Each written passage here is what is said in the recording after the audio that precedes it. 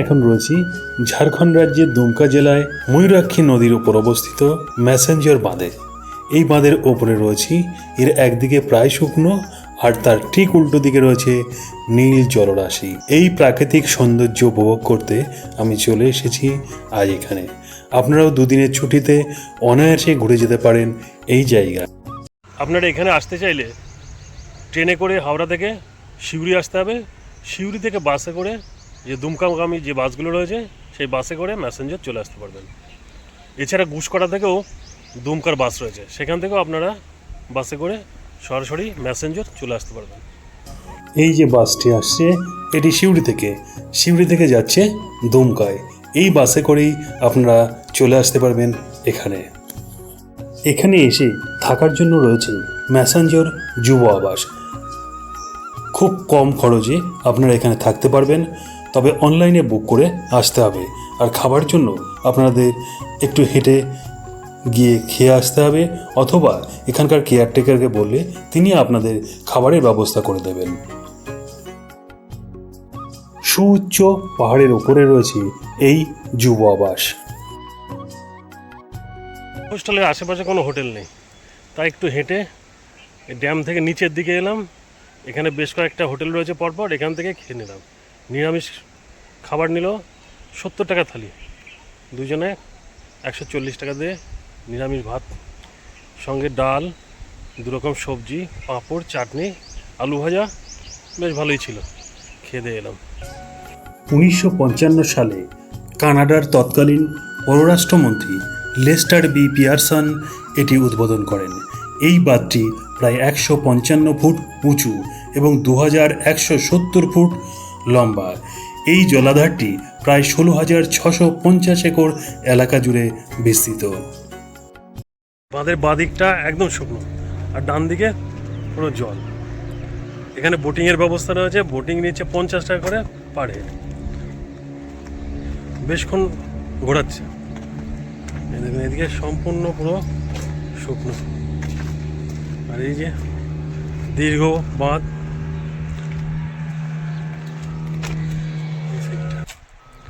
পুরো শুকনো জল, একদম জল নেই,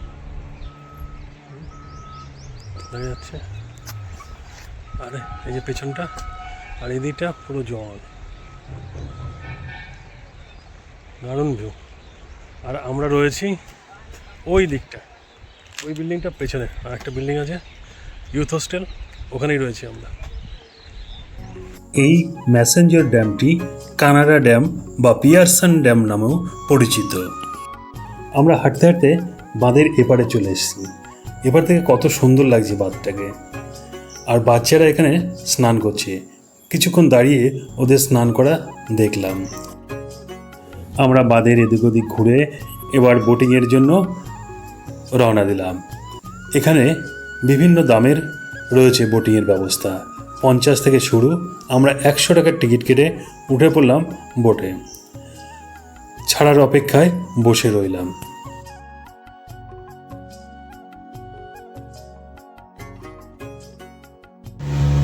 আমাদের বোটটি ছুটে চলল এই বাঁধের জলে। আমরা এই বিকেলটাকে ভালোভাবে উপভোগ করলাম, দেখলাম পুরো বাঁধটাকে একদম কাছ থেকে। দুদিনের ছুটিতে আপনারা অনায়াসেই ঘুরে যেতে পারেন এই ম্যাসেঞ্জার ড্যাম। এছাড়া তারাপীঠ বেড়াতে এসেও একদিনেই আপনারা এই জায়গায় ঘুরে যেতে পারবেন।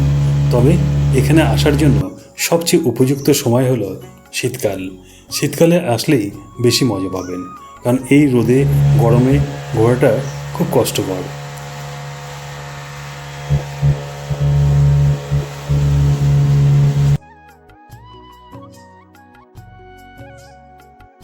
আমাদের বোটটি একদম বাঁধের কাছে চলে এসেছে। কাছ থেকে বাঁধটিকে দেখতে খুব সুন্দর লাগছে। বাঁধের পাশ দিয়ে আস্তে আস্তে এগিয়ে চলল আমাদের বোট।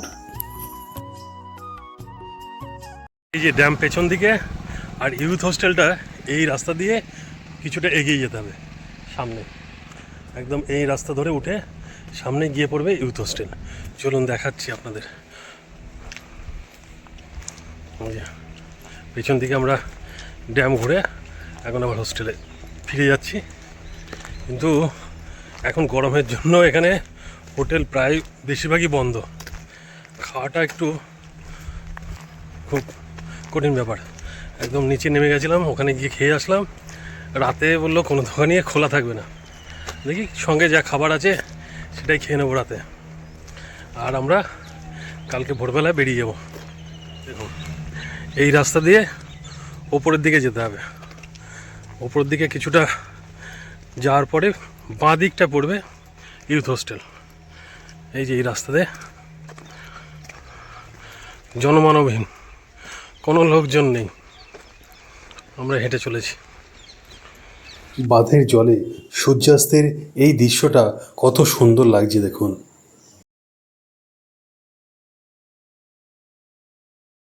কোনো মানুষজন নেই, এখন 6:45 বাজে, একদম ফাঁকা শুনশান রাস্তা। এই যে দুজন হেঁটে যাচ্ছি, এই দিকটায় যাবো আরও। আর এই দেখুন এদিকে পাহাড়, আর এদিক থেকে এলাম আমরা। আমাদের এখনও ওই ওপরটায় যেতে হবে।